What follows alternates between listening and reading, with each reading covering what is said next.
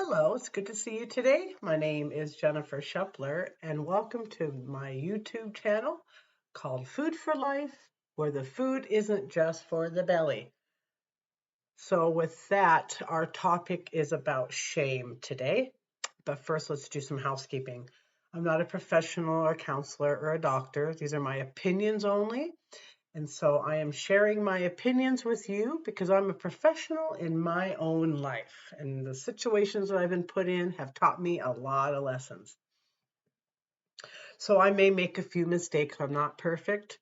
I'm human and I may misquote or make an error on how I say things. So I will give you forewarning on that because I'm a new YouTuber. So I'm still getting past the nerves and all that stuff. So sometimes I may just say something that may not make sense, or I've got things going on in my head. And so, with that, I appreciate your grace and your forgiveness and just moving on along and to discuss our topics. So, in the meantime, click like, and subscribe if you're interested, or you know somebody who get something out of our discussion. So, give them a tag, let them know you're thinking about them. So, with that, we're going to get to shame. Do you have something that you still feel guilty about? And have you thought about why are you holding on to that guilt? So that's what our discussion is. And so I think a lot of us have done things in our lives that make us feel guilty, and we can't get past it. And I'm letting you know that there is no reason to hold on to any shame or guilt that we have in our life. And we are meant to move forward. And usually guilt comes from just feeling bad about something. So we hold on to that as our own punishment. And I'm letting you know that Jesus doesn't look at us like that. He doesn't look at us as a person who is full of shame and guilt. He sees us as human beings, and he wants us to recognize that we are human beings and to move on from issues or mistakes that we've made in our life. And I have a really good example of that scenario that happened. So one day, my son sends me a text message and says, "Mom, you're going to be proud of me. I just did my taxes." And I'm like, "You need to come home so we can talk about this because I think you've been scammed." So he, of course, feels anxious and he comes home and I ask him to re-explain what happened. He says, "Mom, I got an email from the government. They said they wanted to verify my information so that I can continue to do my taxes. They asked for my SIN number, my address, my name, all that. So I did it and did my taxes." And I said, "Son, well, first of all, taxes aren't in September. Taxes don't happen until around April. So springtime is when taxes happen." And then without thinking, I said, "How did you manage to not realize that?" I'm like, "I've been doing taxes with you for years. You didn't catch on? How could you not know that that was something? How many times have I told you not to give out personal information?" And I was kind of annoyed. I was irritated. And I said, "Skylar, you should know better than that." And the look on his face changed everything. So he's standing there with his head down, his arms and shoulders are dropped. And I instantly see what I saw. I saw shame written all over him. And then I felt like a heel. So after I thought about it and I prayed about it, I said, "Skylar, I was wrong. I am so sorry that I took it out on you, that I flipped out on you, and I made you feel terrible." So when I changed my tune on how I treated him, his tune changed also. So in the very beginning, I said, you got to do this and this and this and this. I said, because now they're going to come after you. This is what's going to happen. People are going to take all your information and your credit can be ruined. So I'm telling him all these bad things that are happening instead. And then after, when I realized what I was doing to him, I said, look, first of all, you didn't understand what was happening because you've never experienced scams. And so let's take this opportunity as an opportunity to learn. So the government's never going to ask you for your SIN number. The government isn't going to ask you to verify something at an awkward time of the year. And I said, but you don't know that because you're new at taxes. So I had to remember that. Before I wasn't thinking about that. I just assumed that he should know better because I taught him over the years. But sometimes people don't learn until they experience something and then they get a bigger picture. So after I let my son know it's not your fault, you did not understand the signs of scamming, but now that you have an understanding of what happened and you get that you were scammed, now you know what to look for. So, excuse me, after I explained to him how much I apologize for shaming him and that he shouldn't feel guilty because of something he did, because he didn't know. It's not the act of God that brought that into his life. It was the act of the devil. So, of course, everything negative is going to come out of it. So after we had a long discussion about that, he forgave me because of my actions towards him, and his demeanor completely changed. He was able to get back on the phone and call the right phone numbers and flag his social security number so that if something were to happen, they will notice it. So that was a very big breakthrough to me. What we say to people can be powerful, whether it's negative or positive.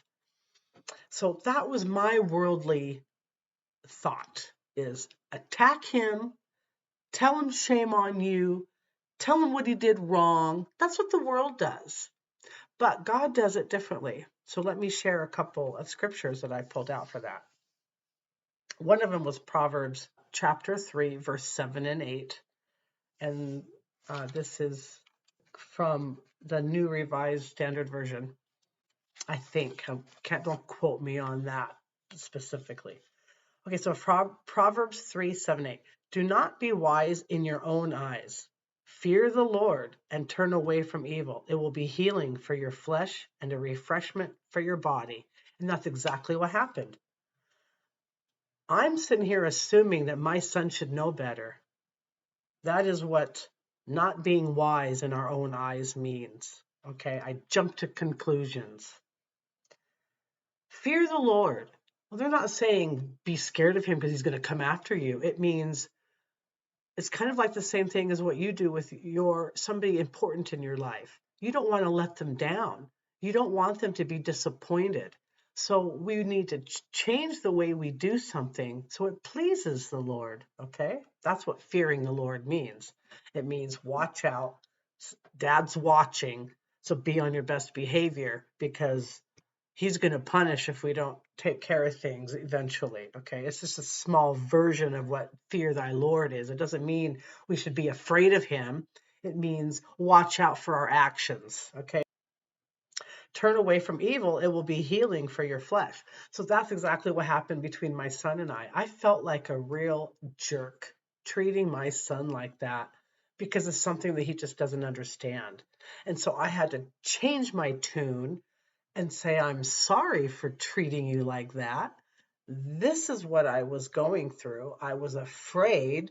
I was educating you in a negative way. And now I want to reestablish my relationship with you by changing the way I explain things. And that's what I did. And as soon as I changed my tune and my demeanor towards my son, he turned it back into a bright light, happy kid again. So we really can attack with our words, and it's so important to be careful with that. I see it happening all over the world. People want to attack and assume And that's not how we should be. We should treat each other with kindness and understand that we all make mistakes. That's what the world is about, us learning about mistakes. And then I came across another scripture that was more of a godly view of how this situation was. Endure trials for the sake of discipline. God is treating you like children. For what children is there whom a parent does not discipline? If you do not have that discipline in which all children share, then you are illegitimate and not his children. So basically, when I retracted what I had said to my son, I changed my discipline from shaming to encouragement. And as soon as I taught him encouragement, that's when I got through to him. I wasn't getting through to him by speaking negatively and pointing the finger at him.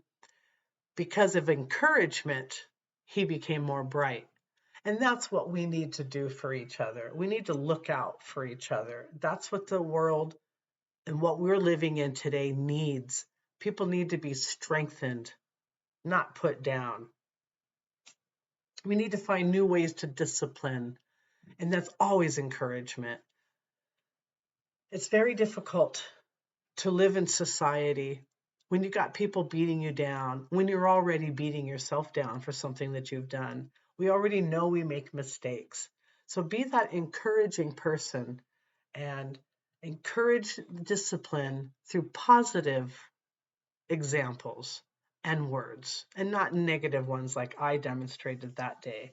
I'm thankful that God had pointed out to me where I went wrong, and I had to go through a series of recovery to recognize what I had done. And that was part of my recovery. When you see, I guess let me rephrase that. My life was full of traumas. And so you don't really recognize what you do to people because you're in pain and you're traumatized. So you say things, and those are the things that come out from your heart. But when you heal and you're in a better place, your mind is clear, you're able to think and process, and you're able to recognize what you do wrong and recognize what's incorrect, and then you're able to change it. And that is what recovery is all about. So even if you're not in recovery necessarily, how we treat people and what we say can be everything to what the future of that person holds on to. Some of you may not know this story about Adolf Hitler, but true story. And this is a really good example of being careful of what we say to people. He was an artist, and he had shown his work to an art teacher. And she told him, you shouldn't be an artist. In so many words, this is not a quote. Basically telling him that he wasn't any good. So then he went into politics, and the rest is history. If she had said to him, that is amazing work, I suggest you work on this particular spot that you may have, seems that you may be having a trouble, then maybe he would have changed his demeanor and went into art school and learned more instead of politics, where he became angry.